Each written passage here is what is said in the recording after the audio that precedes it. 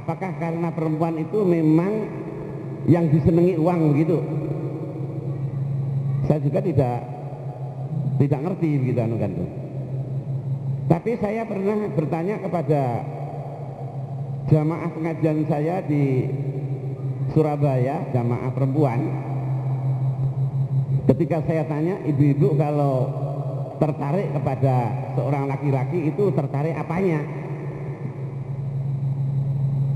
Ibu-ibu tidak ada yang mau jawab, dianggap itu pertanyaan porno. Padahal sama sekali tidak porno, karena tertarik apanya kan belum tentu porno. Cuma dianggap itu porno, akhirnya tidak mau jawab. Karena nggak mau jawab, lalu saya dului, kalau laki-laki tertarik kepada perempuan karena cantiknya, tidak pandang apakah dia itu kaya atau miskin, pinter atau bodoh, pokoknya cantik, itu saja itu. Lalu sekarang ibu-ibu apanya itu? Akhirnya ibu-ibu kemudian menjawab, kalau perempuan adalah karena kantongnya yang tebal, artinya banyak duitnya. Itu jamaah pengajian saya di Surabaya, ibu-ibu. Nggak tahu di sini, mungkin beda. Dan bapak-bapak di sini pun juga barangkali beda, tertarik kepada wanita itu. Nah, ibu sekalian terhormat, barangkali karena itulah kemudian Fir'aun mencoba, yaitu ingin menggoda Bal'am bin Ba'ura ini melalui istrinya, dan dijanji akan diberi uang yang cukup banyak, dan ketika itu memang diberi uang banyak.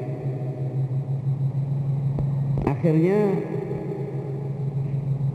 si istri memaksa kepada Fir'aun supaya Fir'aun berkenan mensihir Musa, dan akhirnya disihir. Di kalangan ahli tafsir ada yang mengatakan bahwa Fir'aun Musa itu kena sihir, tetapi sihirnya tidak sampai membahayakan, seperti halnya Nabi Muhammad SAW pernah kena sihir, tapi sihirnya tidak membahayakan. Tetapi ada yang mengatakan tidak, Nabi kok tersihir, tidak mungkin, sendiri. Kan tidak tahu bagaimana modelnya itu, buka sendiri, nutup sendiri, otomatis gitu. Dan orang ini juga mensyariatkan sholat, tapi disebut nama sembahyang, cuma bahasanya bahasa Jawa. Orang ini juga ada mensyariatkan haji, tapi hajinya nggak perlu jauh-jauh, cukup ke Jember, sehingga kaji Jember. Orang ini juga ada mensyariatkan hari raya, sholat hari raya di lapangan, yang ketika itu sholatnya menghadap ke timur, ke Jember. Orang ini adalah juga membuat lambang ibadahnya itu, yaitu berbentuk bangunan yang kalau kita namakan Ka'bah, segi 4, yang di sudut-sudutnya ada patung singa. Saya pernah melihat itu itu. Jadi itu yang dipakai untuk tawaf, dan di sana itu juga sa'i di sana. Dia menyebut dirinya Gusti Ahmad dan punya sahabat. Sahabat itu tulisannya pakai tak marbutoh, dibaca sahabat. Seperti sholat pakai tak marbutoh, zakat pakai tak marbutoh. Kalau orang Arab menyebutkan sholat, zakah, sedekah, sahabat, nah begitu. Tapi karena kita ini pengaruh Turki, kita ini pernah pengaruh Turki Utsmani yang dominan sekali, yang tak marbutoh itu memang dibunyikan menjadi tak. Sehingga zakat, sholat, ya, sahabat. Nah, ilmu nahwu atau ilmu shorof menyebutkan bahwa tak marbuta itu adalah tanda mu'anats min alamati ta'nis. Sehingga dengan demikian maka sahabatnya itu adalah perempuan, karena sahabat jadi ta'nis. Maka diambillah 4 sahabat perempuan-perempuan semua, dan dia ini kemudian duduk di kursi dengan tidak pakai baju di tempat ruangan yang agak tertutup dan panas. Kemudian sahabatnya yang 4 itu mengipasi terus anukan itu, dan pakaiannya pun adalah pakaian yang tidak berjilbab, sudah barang tentu. Pertanyaannya sekarang, apakah cara-cara yang dilakukan itu walaupun dengan ada sholat, dengan haji dan sebagainya tadi, bisakah orang tersebut disebut sebagai orang yang takwa, sehingga kalau melaksanakan ajarannya itu disebut sebagai muttaqin begitu? Saya kira Bapak Ibu akan menjawab tidak, pasti menyatakan tidak. Lalu pertanyaannya, mengapa tidak? Jawabnya ialah karena tidak mengikuti tuntunan Quran dan Sunnah. Jadi mengikuti tuntunan Quran dan Sunnah itu mutlak, untuk supaya bisa membawa atau bisa menjadi orang itu bertakwa. Di sini maka seorang pimpinan harus berorientasi kepemimpinannya itu kepada Quran dan Sunnah. Yang kedua, yaitu alladzina amanu, orang-orang yang beriman. Ikhwah sekalian yang terhormat, setiap kata-kata iman di dalam Al-Quran itu pasti adalah iman yang khalis, iman yang murni, yang dalam surat Yusuf dikatakan ala basirah, yang oleh para ulama tauhid basirah itu diartikan dengan arti adalah khalis, yaitu iman yang tidak terimbas dengan kesyirikan, takhayul, khurafat dan sebagainya. Nah, maka si pemimpin yang bisa membawa takwa itu imannya mesti harus iman yang murni. Dan ini ternyata tidak cukup, tapi harus ada implikasinya, yaitu dalam bentuk yang disebut amal soleh. Antara lain adalah masalah ibadah mahbah. Sehingga dikatakan alladzina yuqimunas shalah, yang mendirikan sholat. Mendirikan sholat di sini bukan hanya sholat saja, tetapi termasuk ibadah-ibadah yang lain. Disebutkannya sholat adalah karena sholat ini dipandang yang paling pokok. Jadi dari sekian banyak ibadah-ibadah itu yang asasiyah adalah as-sholat. Karena itu merupakan ibadah yang paling banyak kita lakukan secara rutinitas setiap hari 5 kali. Sementara puasa setahun sekali, haji seumur hidup banyak sekali. Karena itu pentingnya sholat. Makanya sekalipun ini hadis ini tidak sahih, tapi barangkali maknanya adalah cocok. As-sholatu imaduddin, faman aqamaha faqad aqamaddin, wa man tarakaha faqad hadamaddin. Sholat itu adalah tiang agama. Siapa yang menegakkan sholat sama dengan menegakkan agama.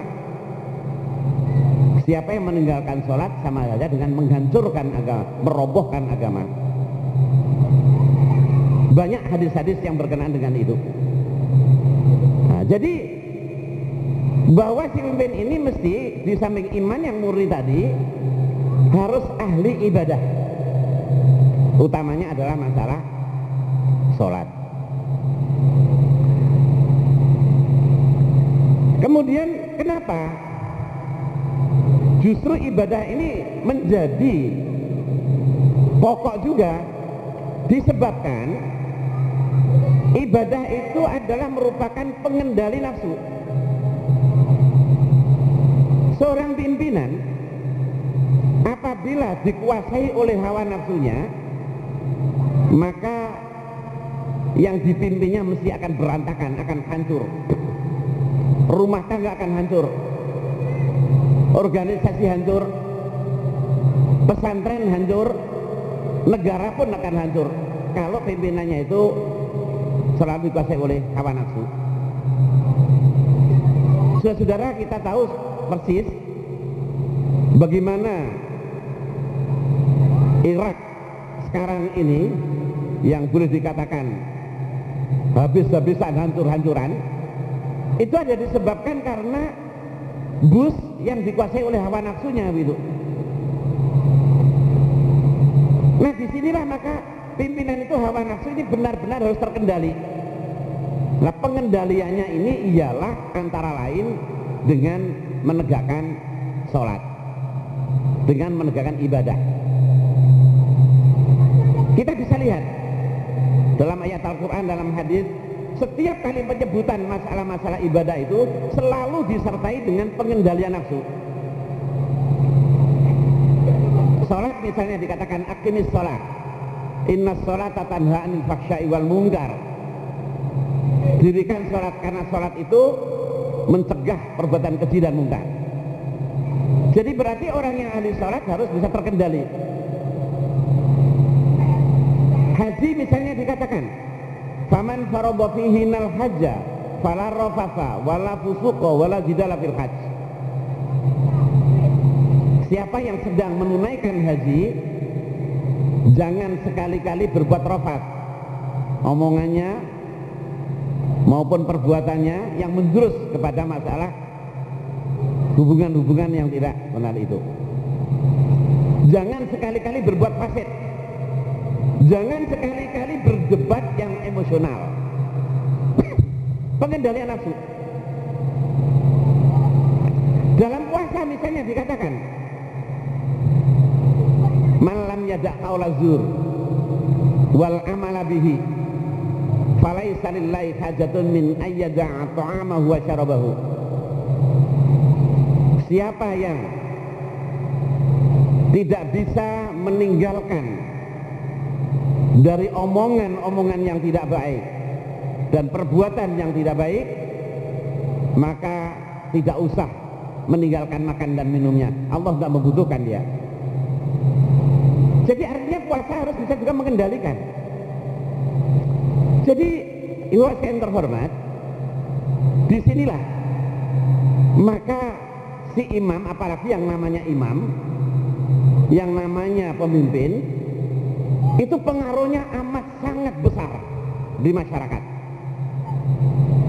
Sampai-sampai orang Arab mengatakan al-insan ala dini mulukihim, bahwa manusia itu mengikuti keagamaan raja-raja mereka.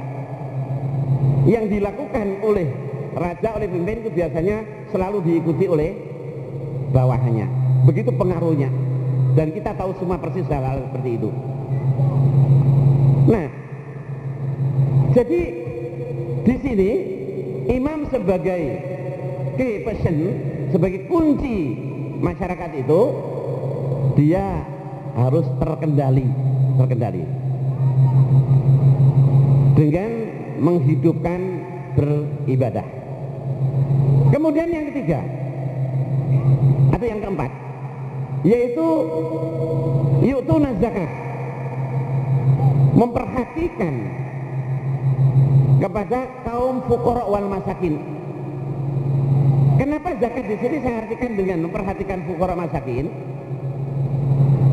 Karena sesungguhnya zakat itu stressingnya sebenarnya adalah untuk meringankan beban sekalipun tidak barangkali menghilangkan, meringankan beban fuqara masakin. Kita kalau pelajari sejarah zakat para nabi, semuanya itu adalah perintahnya memperhatikan fuqara masakin. Begitu pula Rasul sallallahu alaihi wasallam ketika masih di Mekah sudah juga diperintahkan untuk berzakat. Itu pun juga adalah tekanannya kepada fuqara masakin. Sampai ketika di Madinah, ketika dibicarakan tentang 8 asnaf yang berhak untuk menerima zakat, maka fuqara masakin diletakkan dalam urutan pertama. Kenapa? Justru fuqara masakin ini sangat diperhatikan tentang kesejahteraannya ini, karena mereka ini adalah manusia sensitif, manusia-manusia yang sangat mudah sekali untuk diprovokasi, manusia-manusia yang mudah sekali untuk dipengaruhi untuk mengadakan satu gerakan-gerakan yang separatis. Itu adalah kaum yang lemah ini. Bagi ibu bapak, saudara-saudara yang seusia dengan saya sekarang usia saya sudah 64, tahu persis bagaimana prolog dan epilog dari gerakan G30 SPKI yang membawa korban para jenderal dan membawa korban kehancuran di masyarakat ini. Itu adalah didahului dengan memprovokasi kaum duafa, kaum lemah, yang diistilahkan oleh mereka dengan sebutan kaum proletar. Sehingga PKI itu kalau menuduh orang-orang kaya ini disebut dengan kaum burjuis. Kaum proletar, mereka itu diorganisir, dijanji untuk diberi uang dan sebagainya itu, dan mereka adalah banyak yang turut. Itulah kemudian diadakan sebuah gerakan itu. Nah, maka di sini kalau kaum duafa, kaum fuqara masakin ini dibiarkan dalam keadaan yang demikian itu, maka negara mesti akan menjadi chaos, negara akan kacau balau. Dan kacaunya negara itu adalah akan membawa suatu kondisi yang sangat tidak menyenangkan. Dalam kita beribadah tidak bisa tenang, membangun pun juga tidak akan bisa berhasil kalau suasana yang kacau. Kita ambil contoh konkret saja, ringan-ringan saja contoh. Kalau ibu bapak sekalian sholat, kemudian banyak nyamuk, itu saja sholat sudah tidak bisa khusyuk, itu tidak bisa tumakninah. Nah, hanya karena dikacaukan oleh nyamuk. Apalagi kalau dikacaukan oleh hal-hal yang lebih besar. Pembangunan pun juga tidak akan bisa terwujud kalau suasananya tidak aman. Konon para sektor kita atau orang-orang asing yang menanamkan modal asingnya ini, banyak yang angkat kaki dari sini, dan sekarang ini juga masih belum ada tanda-tanda yang baik untuk menanamkan modalnya lagi. Itu karena masih menunggu, yaitu suasananya aman atau tidak. Kita tahu persis bagaimana teman-teman kita di Aceh, teman-teman kita di Poso, teman-teman kita di Ambon, teman-teman kita di Palestina, teman-teman kita di Afghanistan, yang notabene kondisinya adalah kacau. Bagaimana mereka tidak akan bisa membangun itu? Nah, di sini maka ketenangan, ketenteraman, keamanan itu adalah amat sangat diperlukan. Nabiullah Ibrahim alaihissalam ketika usai membangun Ka'bah sebagai sentral ibadah, kemudian dilanjutkan dengan pembangunan negerinya yang namanya Mekah Al-Mukarramah, maka pertama-tama yang diusahakan oleh beliau adalah menciptakan suasana yang aman, suasana yang kondusif, dengan doanya, Rabbij'al hadza baladan amina warzuq alahu minas samarat. Ya Tuhanku, jadikan negeriku ini aman sentosa, dan berikanlah rezeki untuk penduduknya ini dari aneka macam buah-buahan itu. Nah, untuk bisa menciptakan yang aman begini inilah, maka hal-hal yang kiranya akan bisa membawa kekacauan, akan membawa kecelakaan itu mesti harus diatasi lebih dahulu. Dalam hal ini adalah kaum fuqara wal masakin itu. Kemudian yang terakhir yang lima ialah wahum raqiun. Bahwa pemimpin itu harus juga adalah tunduk, patuh. Raqiun itu khadhi'un, tunduk, patuh. Tunduk terhadap apa? Terhadap peraturan-peraturan yang dibuat. Yang namanya pemimpin apa saja? Pemimpin dalam rumah tangga, pemimpin dalam organisasi, pemimpin dalam pesantren, pemimpin dalam sebuah negara. Dia adalah menetapkan peraturan-peraturan yang harus berlaku untuk seluruh anggota di situ itu. Saya tadi disebutkan pernah menjadi anggota DPR. Ya kira-kira 2 tahun lah atau 2 tahun lebih. Karena itu pensiunnya kecil, tidak besar. Nah, jadi saya pernah jadi anggota DPR di pusat. Ya, kira-kira 2 tahun sedikit. Maka pensiunnya ada tapi sedikit, 1/4 dari gaji pokok. Berapa gaji pokoknya? Enggak perlu saya sebutkan lah. Nah, saya tahu persis bagaimana perundang-undangan yang ada di Indonesia ini. Itu ternyata perundang-undangan itu ialah harus dibuat lebih dahulu oleh presiden. Yang dalam hal ini sudah barang tentu bukan presidennya sendiri yang membuat, tetapi yang mengajukan ke DPR sebagai lembaga legislatif itu harus ditandatangani oleh presiden. Nanti presiden kemudian menunjuk kepada seorang menteri untuk menjadi juru bicaranya, tergantung dari masalah apa perundang-undangan yang sedang diajukan itu. Sesudah undang-undang itu disetujui oleh DPR dalam sidang paripurnanya, maka undang-undang ini supaya bisa berlaku maka ditandatangani lagi oleh presiden. Undang-undang ini pun walaupun sudah ditandatangani oleh presiden, belum secara otomatis berlaku sebelum diundangkan dalam statblad, yaitu lembaran negara. Itu pun diajukan oleh presiden. Sesudah dimuat dalam statblad, itu pun masih juga belum bisa berlaku sebelum dibuat peraturan pemerintah. Dan peraturan pemerintah itu pun juga dibuat oleh presiden. Jadi di sini presiden itu memegang peranan amat sangat penting dalam masalah perundang-undangan. Nah, sekarang karena dia ikut dalam menciptakan, dalam membuat perundang-undangan, maka dia harus tunduk pada undang-undang itu, sehingga dia bukan kebal hukum. La tanhaan khuluqin wa ta'tiya mislahu arun alaika idza fa'al ta'zimu, kata syair.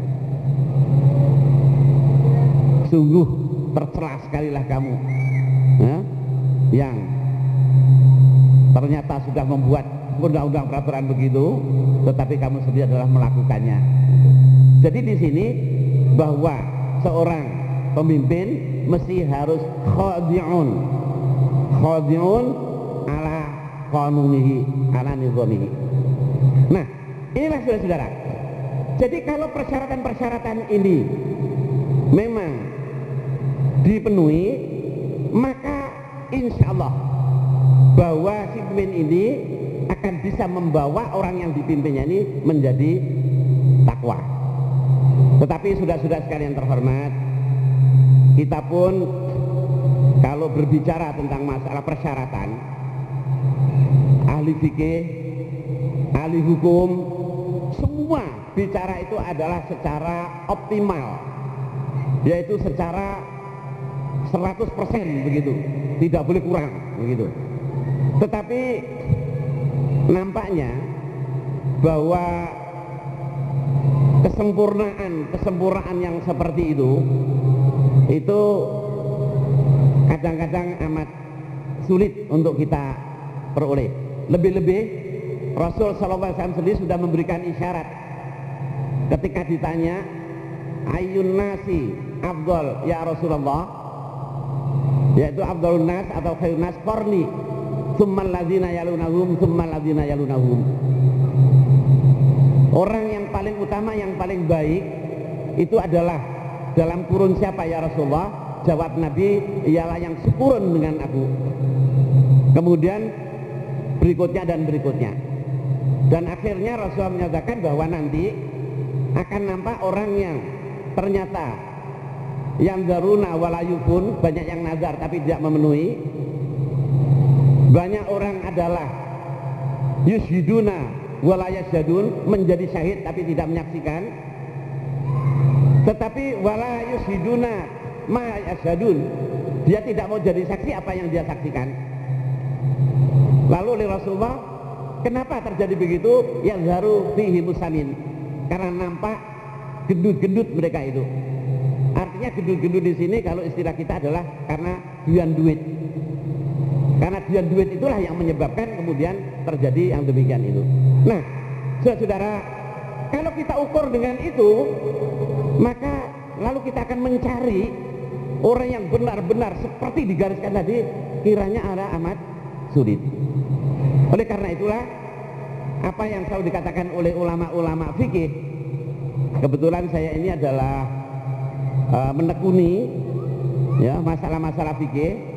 Dan kebetulan pesantren yang saya pimpin adalah Ma'had Ali lil Fiqhi wad Da'wah, yaitu pesantren tinggi yang memang untuk mendalami fikih dan dakwah. Maka saya jumpai bahwa ulama-ulama fikih itu lalu membuat satu kaidah istisnaiyah, ya, pengecualian. Sehingga dengan ada pengecualian ini, bahwa ada hal-hal yang barangkali tidak bisa dicapai secara optimal, maka yang tidak optimal pun adalah boleh. There is no rule without exception gitu. Nah, jadi akan ada selalu eksepsi itu, istisnaiyah dalam ini. Nah, saudara, oleh karena itulah maka kita dalam suasana apapun, ketika kita berbicara tentang masalah kepemimpinan, yaitu kita harus mencari semampu mungkin ada persyaratan-persyaratan yang diketengahkan oleh Allah tadi itu. Nah, maka generasi Rabbani yang di pesantren ini sedang dirintis, yaitu yang kemudian tadi diwisuda beberapa adik kita, ya, fa insyaallah adik kita ini akan nantinya bisa tampil di masyarakatnya, akan menjadi pemimpin-pemimpin yang bisa mengubah masyarakatnya dari masyarakat yang tidak baik menjadi masyarakat yang baik, dari masyarakat yang penuh dengan kemaksiatan menjadi masyarakat yang muttaqin, sehingga akan benar-benar menjadi qurratu ain. Orang tua pun juga akan sangat senang sekali, gembira sekali kalau anak-anak didiknya menjadi anak-anak yang qurratu ain itu. Saya ucapkan selamat. Mudah-mudahanlah bahwa kita sekarang ini yang juga menyongsong Indonesia 5 tahun ini untuk mencapai bagaimana menjadi qurratu ain baik dalam jajaran pemerintahan maupun rakyatnya ini, maka kita memerlukan pemimpin yang benar-benar bisa mengarah ke sana. Dan mudah-mudahanlah pemimpin itu akan terwujud. Saya tidak bisa menyebutkan siapa namanya, ya, tapi kira-kira bahwa kalau saya berharap mudah-mudahan Allah memberikan kepada kita sekalian pemimpin yang baik, ya, yang bisa membawa kepada umat ini qurratu ain itu. Kira-kira bagaimana? Nah, kalau begitu saudara-saudara sendiri yang menyebutkan namanya. Ya. Jadi kalau begitu saudara-saudara sendiri yang nyebut, saya tidak nyebut. Jadi saya tidak mengkampanyekan, tapi saudara-saudara sendiri yang mengkampanyekan. Amin. Ada satu lagi, begini, ini kata orang, sebab ini juga termasuk dalam bagian yang barangkali tidak boleh kita abaikan, yaitu suara hati nurani. Ya, jadi dalam milih ini harus dengan suara hati nurani. Jangan sampai ada yang tidak memilih kalau dia punya hak milih. Artinya jangan golput. Ya, tapi pilihlah yang sesuai dengan hati nurani. Lah untuk hati nurani ini itu ada rumusnya. Coba saudara-saudara bisa, ya, rumusnya umur kali 2. Ini umur Anda siapa? Coba tulis umur kali 2 tambah 6 bagi 2 kurangi umur. Coba umur kali 2 tambah 6 bagi 2 kurangi umur. Itulah suara hati nurani. Mudah-mudahan sekali lagi Allah berkenan akan memberikan pimpin kita yang baik. Amin. Demikian, wassalamualaikum warahmatullahi wabarakatuh.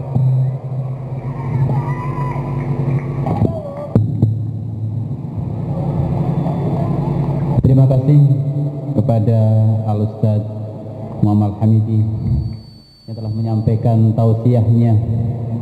Diandaikan apa yang beliau sampaikan dipraktekkan oleh pemimpin kita, niscaya akan terwujud baldatun thayyibatun warabun ghafur. Amin ya rabbal alamin. Untuk acara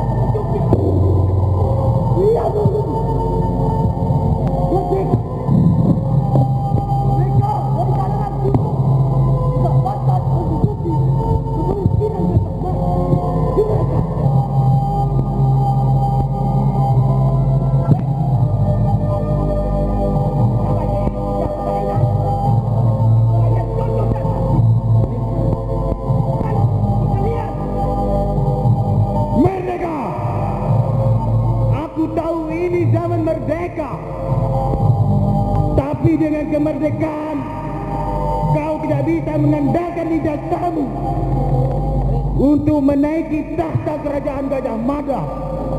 Tapi dengan uang kau bisa menaikinya. Aku harapkan kau bergabung denganku. Sudahlah merdeka, kau bergabung saja dengan kami agar hidupmu selamat. Walaupun kalian mengusahkan matahari dengan tangan saya dan rembulan tangan kiri saya akan sampai diri saya lemah. Merdeka jiwa saya, merdeka jak saya.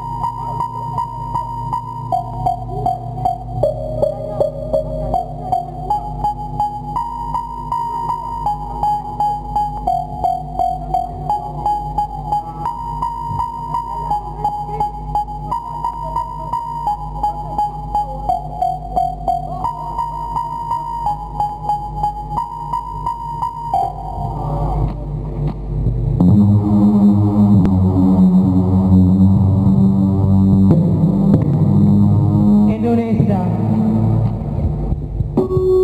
beginilah Indonesiaku,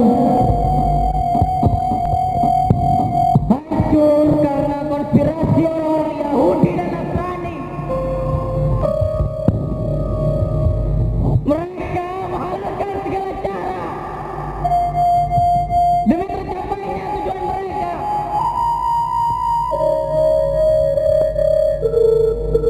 Mereka sebarkan fitnah yang keji. Mereka timbulkan permusuhan di antara orang-orang agar mereka saling membunuh, saling menghabisi.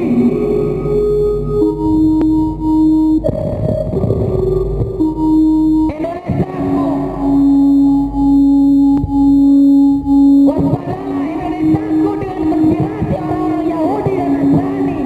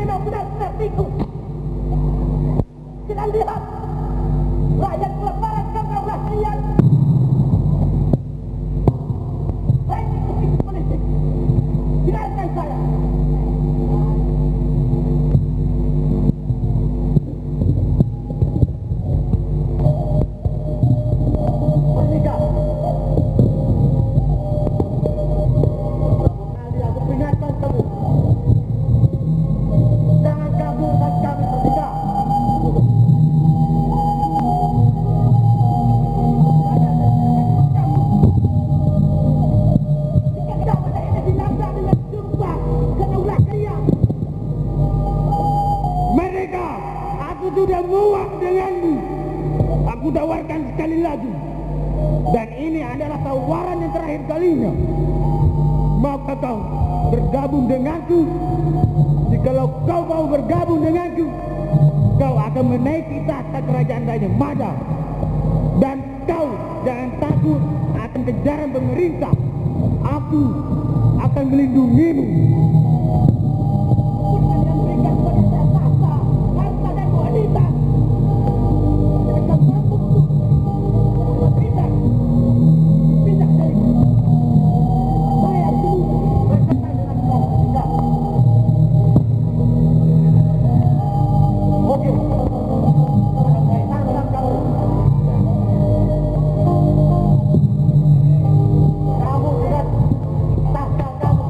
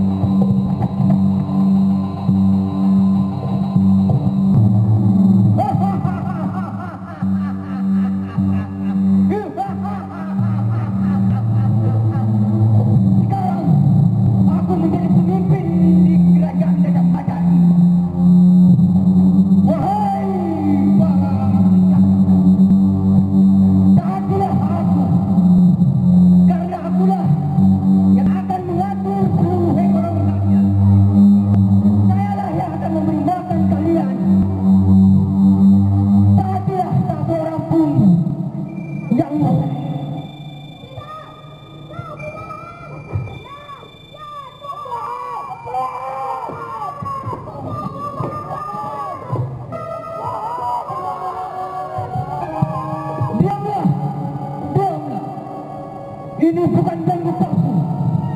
Dan ini bukan omongan belaka. Tapi ini janji yang harus ditepati. Wahai sahabatku, aku mendukungmu untuk memimpin kerajaan Gajah ini. Karena itulah pewaris tahta kerajaan Gajah Mada. Jadi Yang Wei, Yang Wei. Rupanya kamu adalah orang yang bermuka dua. Mulutmu busuk, Yang Wei. Tutup mulutmu. Kamu kau merengek padaku, meminta agar aku bisa naik seperti takhta untuk Gajah Mada. Ya, bukan omongan orang dulu, tapi sekarang aku mendukung sahabatku ini. Woi, kalian yang duduk di sebelah sana, turunlah. Berapapun yang kau minta, akan aku bayar. Ya, uang. Untuk apa uang dibandingkan dengan kekuatan dan persenjataan kami? Lihatlah para pemberat rakyat. Jangan marah pada rakyat. Biarkan rakyat memilih dengan hati nuraninya.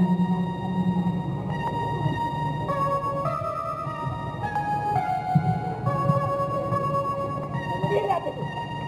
Biarkan rakyat memilih dengan hati nuraninya yang ikhlas.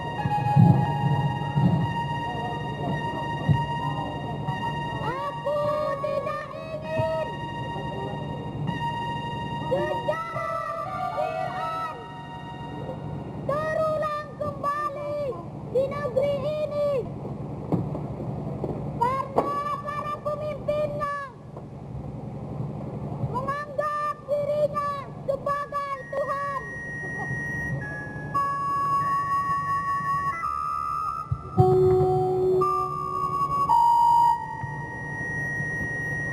Aku tidak ingin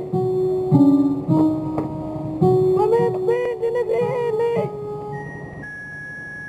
mengaku dirinya sebagai Tuhan, sebagaimana yang diwariskan secara Firaun.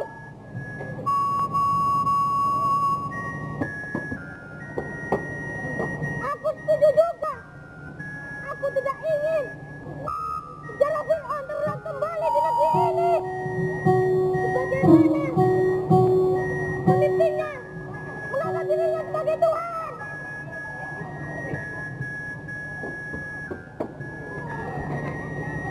Aku juga setuju. Aku tidak ingin sejarah Fir'aun terulang kembali di negeri ini. Karena para pemimpinnya mengaku sebagai Tuhan. Aku juga tidak ingin sejarah Firaun terulang kembali di negeri ini. Karena para pemimpinnya mengaku dirinya sebagai Tuhan.